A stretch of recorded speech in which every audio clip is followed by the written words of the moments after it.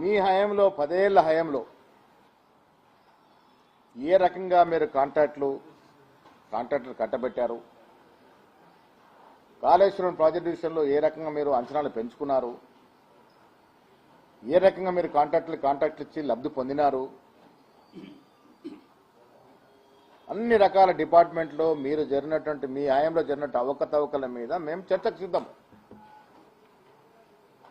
ఇప్పుడు ఏం చేస్తున్నారు? కేటీఆర్, కేసీఆర్ గారు, హరీష్ రావు గారు బట్టగాల్సి ప్రయత్నం చేస్తే ఏదో ఒకటి వెలికి తీస్తా ఉన్నారు.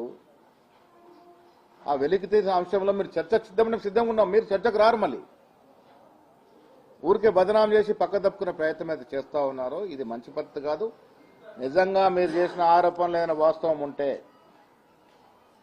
మేము చర్చించి సరిదిద్దడానికి సిద్ధంగా ఉన్నాము.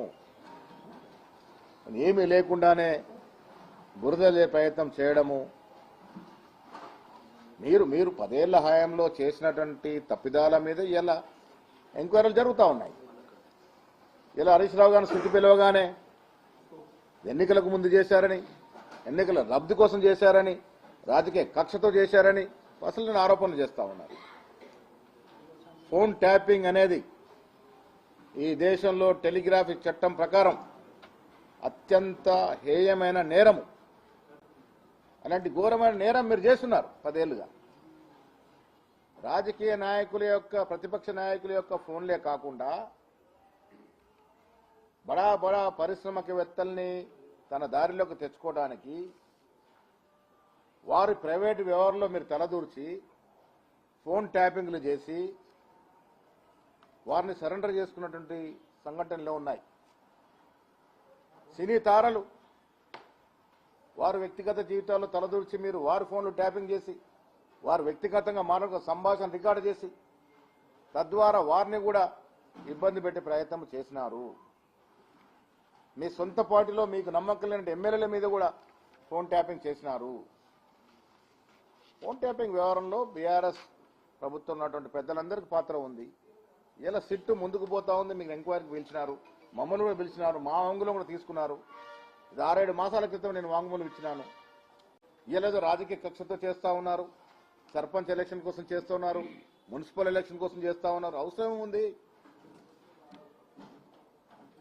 వాస్తవాల్లోకి వెళ్తే బీఆర్ఎస్ హయాంలో టెలిఫోన్ ఆపరేటింగ్ సంస్థలకు ఇచ్చినటువంటి ఆదేశాల ప్రకారము వారు ట్యాపింగ్ చేస్తా ఉన్నారు. ప్రతి 15 కోసం రిపోర్ట్ ఇస్తారు.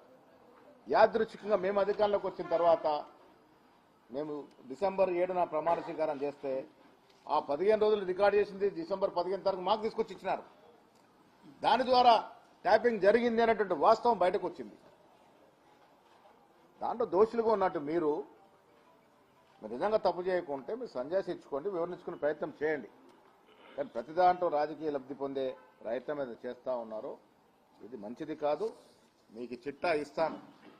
దీంట్లో సింగరేణి కోలరీస్ అంశంలో జరిగినటువంటి టెండర్లో బీఆర్ఎస్ హయాంలో ఎంత ఎక్సెస్ కోడ్ చేసి కాంట్రాక్టర్ లబ్ధి పొందినారో దీంట్లో మీకు వివరంగా వివరిస్తాము. మీరు చర్చకు రండి.